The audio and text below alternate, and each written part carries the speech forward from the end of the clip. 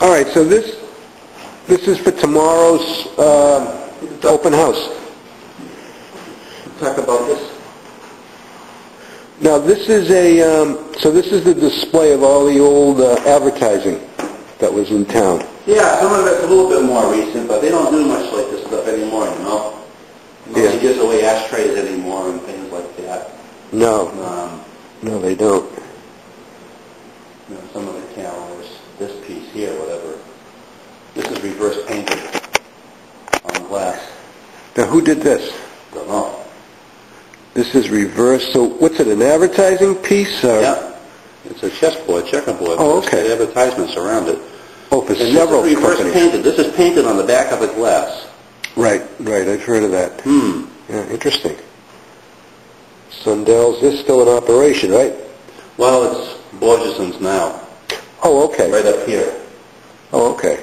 Borgeson worked for Sundell for years. No kidding. No, I didn't know that. Yeah. Yeah, this is quite a display you got here. Simpson Spring.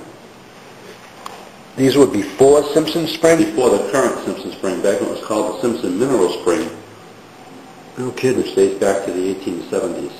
Simpson Mineral Spring. So those were cards that they would hand out? Yeah, advertising cards. Oh, this is the famous Duds and Suds. I've heard an awful lot about this. Dogs and Suds. There are many on the back. No kidding. I'm going to photocopy some of these before I go. Oh, that's great. So you can give him his handout. He's been gone. Wow. You know? Huh. So he'd give you a recipe with that. Yeah. A little bit of everything. Were there any cigar shops in town at all? You know, with these Indian... Well, some of the... I don't think so much the smoke shops. There might have been one or two in Northeast. Not too many as a rule. P.J. Murphy would have been one near where the current the old post office bank building is, near Sundell's garage. There might have been one there? Yeah. And in that area, maybe along one of these blocks about Main Street. But primarily a lot of the cigars and cigarettes were sold in the drugstores and some of the, well, I suppose today we call them convenience stores. No kidding. Wow, that's unbelievable. How long have you been curator, Frank? I've been curator officially since this past November. Since this past, but you've been a member here for quite a while. I've been here for 25 to 28 years. Yeah.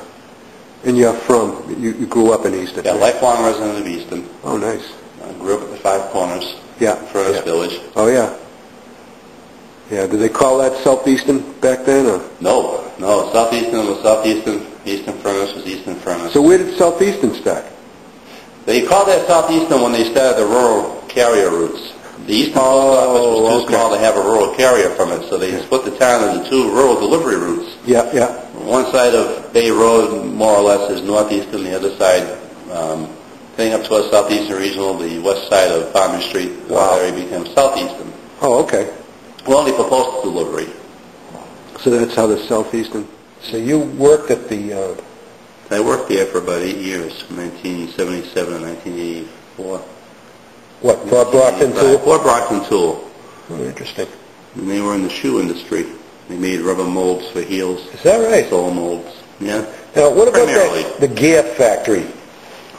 The gear factory was originally plant number 2 for the Morse Thread Mill, Easton Manufacturing Company. Oh, okay. This is plant number 1.